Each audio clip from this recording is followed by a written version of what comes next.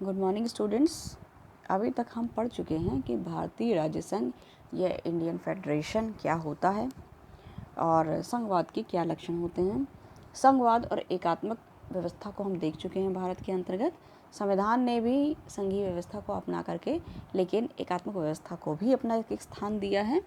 अतः हम ये सब देखने के बाद अब एक संक्षेप रूप में देखेंगे कि भारतीय संघवाद की प्रकृति कैसी है, नेचर कैसा है, क्योंकि जो संघवाद की मुख्य विचारधारा है उससे हटकर भारतीय संघवाद है, तो किस तरीके से इसको अपनाया गया है। भारतीय संविधान एक संघात्मक व्यवस्था की स्थापना करता है। संविधान द्वारा स्थापित इस संघात्मक व्यवस्था की प्रकृति कैसी है, स्वरूप कैसा है, इस पर काफ़ी विचार विमर्श किया गया और क्या होना चाहिए ये चीज़ समझा गया। अतः संघात्मक व्यवस्था ये माना गया कि कोई स्थिर व्यवस्था नहीं है, वरन यह निरंतर विकासशील व्यवस्था है।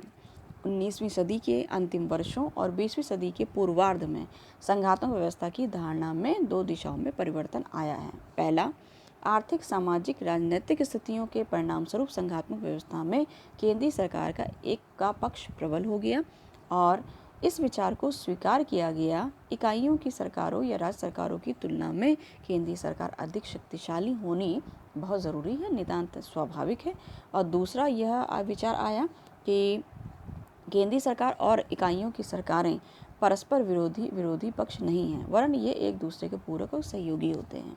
संघीय व्यवस्था के सुचारू संचालन के लिए यह नितांत आवश्यक है कि दोनों पक्ष एक दूसरे के साथ सहयोग करें।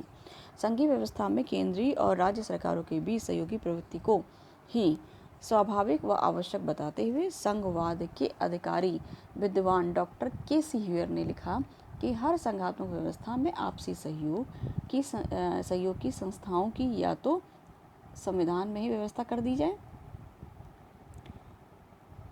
जाए या इस प्रकार के सहयोग की संस्थाएं परंपराओं के रूप में विकसित हो जाती हैं। 1947-49 के काल में जब भारतीय संविधान का निर्माण हो रहा था, संघात्मक व्यवस्था के 3 मॉडल विकसित हुए। सबसे पहला सहयोगी संघवाद, कोऑपरेटिव फेडरलिज्म, दूसरा एकात्मकवादी संघवाद, यूनिटरी फेडरलिज्म, और तीसरा है सौदेबाजी वाली संघीय व्यवस्था, बार्गेनिंग फेडरलिज्म। संघीय व्यवस्था का तृतीय रूप द्वितीय मॉडल का ही एक विशेष रूप दिखाई देता है। संघात्मक व्यवस्था के मुख्यतः 2 ही रूप हमारे वहाँ प्रचलित है। सबसे पहले हम सहयोगी संघवाद को लेते हैं।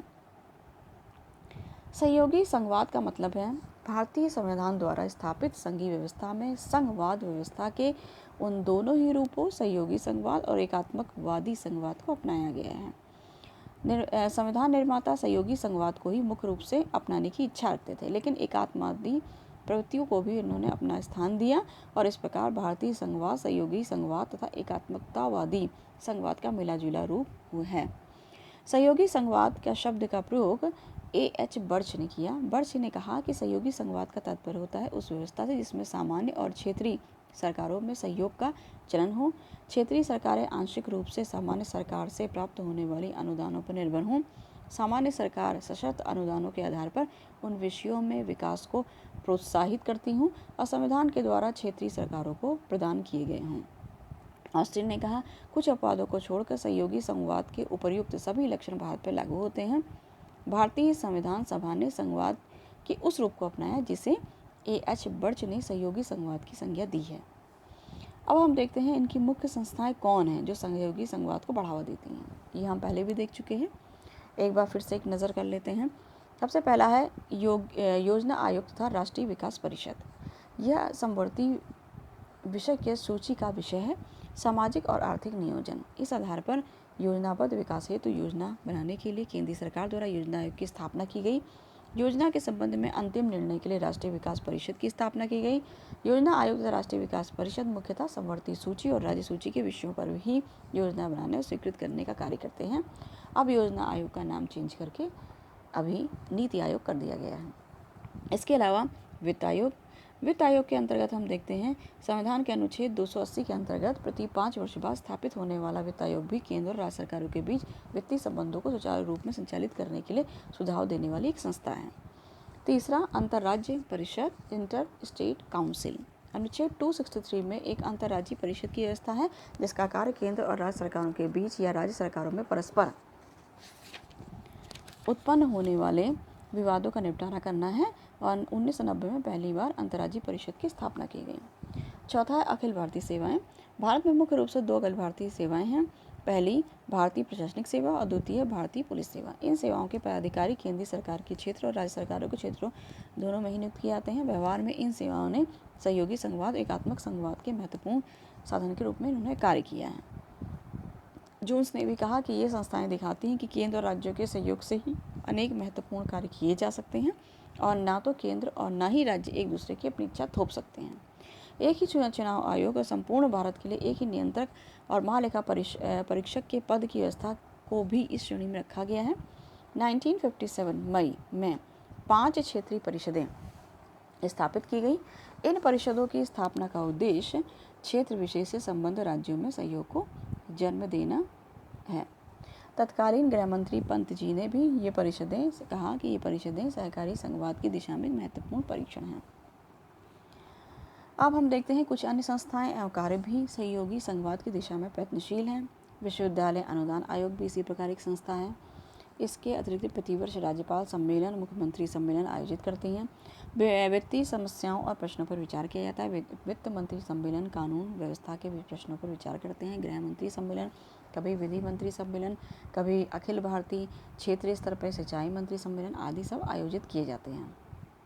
केंद्रीय सरकार द्वारा विकास लक्ष्यों और प्राथमिकताओं को दृष्टि में रखते हुए 20 सूत्रीय आर्थिक कार्यक्रम घोषित किए जाते हैं। ये सभी कार्य सहयोगी संघवाद की दिशा में प्रयत्नशील हैं। अंतर्राज्यीय परिषद की स्थापना। भारतीय संविधान के अनुच्छेद 263 में एक अंतर्राज्यीय परिषद की स्थापना का प्रावधान किया गया है। राज्य मन्नार आयोग, प्रशासनिक सुधार आयोग और उनसे अंत में सरकारी आयोग। नवंबर 1987 में अपनी रिपोर्ट प्रस्तुत की। इन सब ने अपनी सिफारिशों में इस बात पर बल दिया कि अंतर्राज्यीय परिषद की स्थापना की जानी चाहिए, लेकिन व्यवहार में मई 1990 तक अंतर्राज्यीय परिषद की स्थापना नहीं की गई। इस परिषद की स्थापना 25 जून 1990 में की गई। रचना। प्रधानमंत्री इस परिषद का अध्यक्ष होगा। राष्ट्रपति और द्वारा परिषद में केंद्रीय मंत्रिमंडल के सदस्यों को मनोनीत किया जाएगा। इसके अतिरिक्त भारतीय संघ के सभी राज्यों और संघीय क्षेत्रों के मुख्यमंत्री इस समिति के सदस्य होंगे। यह परिषद संघीय व्यवस्था, केंद्र राज्य संबंधों के सुचारू संचालन हेतु एक विचार मंच का कार्य करेगी। परिषद के दिन प्रतिदिन के कार्य हेतु एक स्थायी सचिवालय की स्थापना की गई है। अब हम देखते हैं एकात्मकवादी संघवाद। यहाँ एकात्मकता के क्या लक्षण दिखाई देते हैं।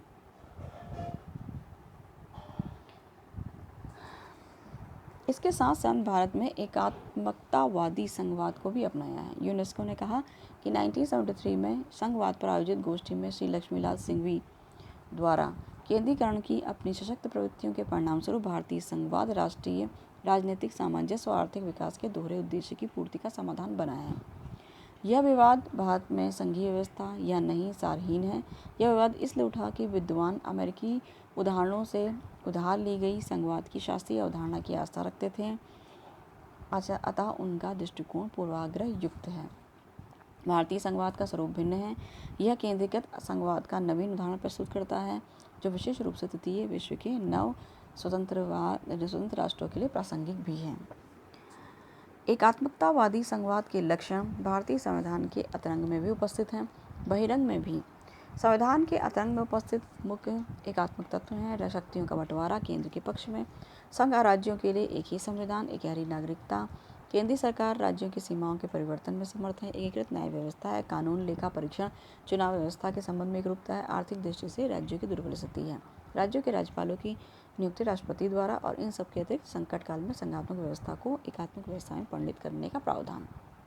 व्यवहार के अंतर्गत जिन तत्वों ने एकात्मकतावादी संघवाद को अधिक बढ़ावा दिया वे हैं प्रधानमंत्री का चमत्कारी व्यक्तित्व, अपवाद स्वरूप कुछ समय को छोड़ करके सामान्यतः एक दलीय प्रभुत्व, योजना आयोग, राष्ट्रीय विकास परिषद आदि।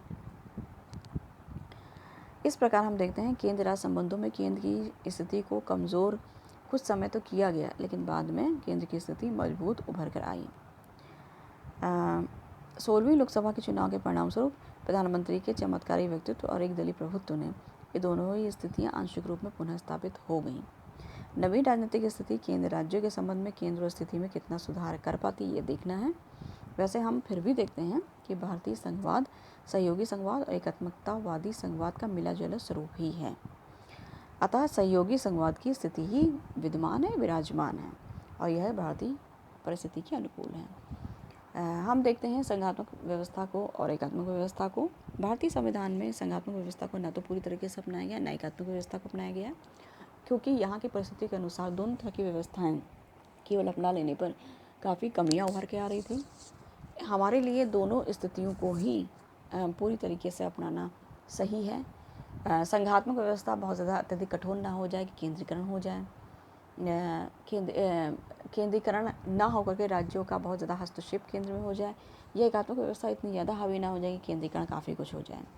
संघात्मक व्यवस्था में ज़्यादा ढिलाई हो, एकात्मक व्यवस्था में न ज़्यादा कड़ाई हो। इन दोनों चीज़ों का ध्यान रखते हुए हमने एक सहयोगात्मक संघवाद की व्यवस्था को अपनाया है और वो भारतीय संविधान के उद्देश्यों के अनुकूल है।